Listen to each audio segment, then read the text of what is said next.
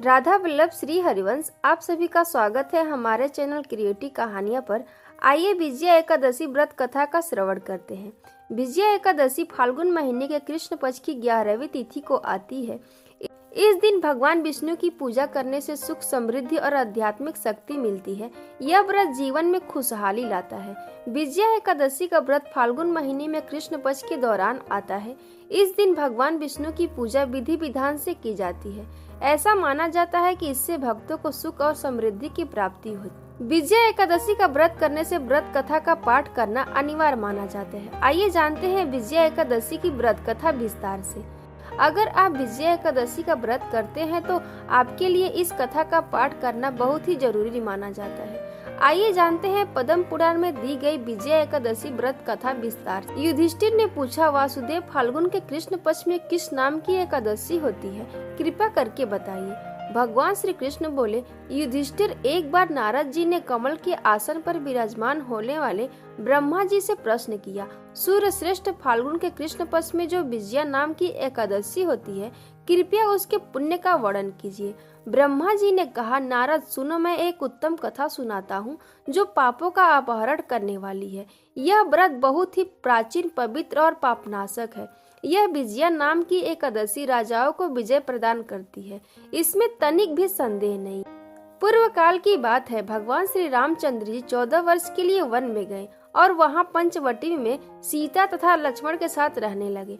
वहां रहते समय रावण ने चपला वस्त्र विजय आत्मा श्री राम की तपस्वी पत्नी सीता को हर लिया।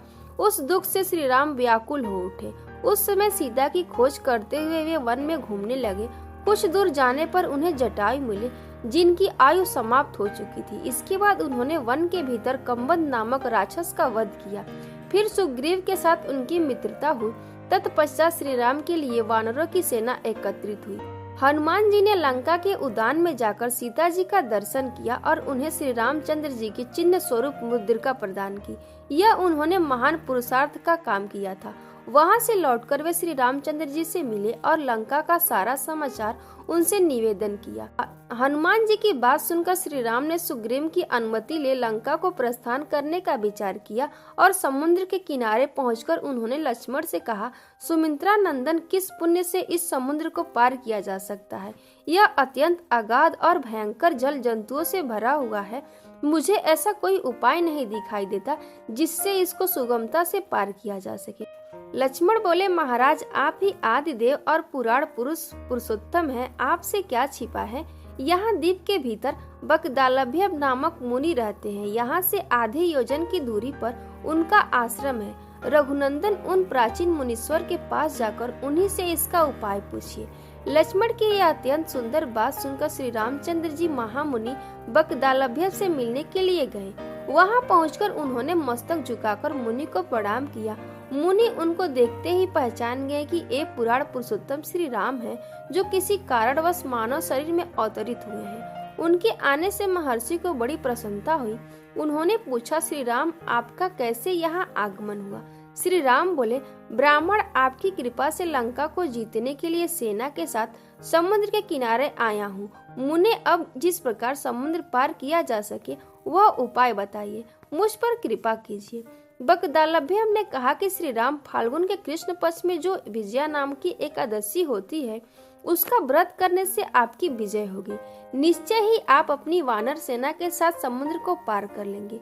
राजन, अब इस व्रत को फलदायक विधि सुनिए। 10वीं का दिन आने पर एक कलश स्थापित करें। वह सोने, चांदी, तांबा तथा मिट्टी का भी हो सकता है। उस कलश को जल से भरकर उसमें पल्लव डाल दे। उसके ऊपर भगवान नारायण के सुवर्ण विग्रह की स्थापना करें। फिर एकादशी के दिन प्रातः काल स्नान करें और कलश को पुनः स्थिरता पूर्वक स्थापित करें। माला, चंदन, सुपारी तथा नारियल आदि के द्वारा विशेष रूप से उसका पूजन करें। कलश के ऊपर सप्त धान्य और जौ रखें। गंध, धूप, दीप और भांति भांति के नैवेद्य से पूजन करें। कलश के सामने बैठकर वह सारा दिन उत्तम कथा वार्ता आदि के द्वारा व्यतीत करे तथा रात में भी वहां जागरण करे।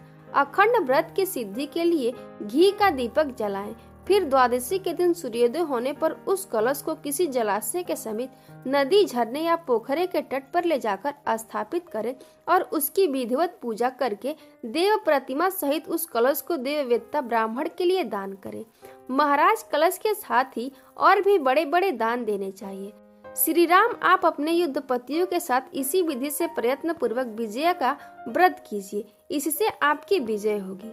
ब्रह्मा जी कहते हैं, नारद, यह सुनकर श्री रामचंद्र जी ने मुनि के कथना अनुसार उस समय विजया एकादशी का व्रत किया। उस व्रत के करने से श्री रामचंद्र जी विजयी हुए। उन्होंने संग्राम में रावण को मारा, लंका पर विजय पाई और सीता को प्राप्त किया। जो मनुष्य इस विधि से व्रत करते हैं उन्हें इस लोक में विजय प्राप्त होती है और उनका परलोक भी अच्छा बना रहता है। भगवान श्री कृष्ण कहते हैं, युधिष्ठिर, इस कारण विजया एकादशी का व्रत करना चाहिए। इस प्रसंग को पढ़ने और सुनने से वाजपेयी यज्ञ का फल मिलता है। अगर ये कथा आपको पसंद आई तो एक लाइक और शेयर जरूर करिएगा। राधे राधे।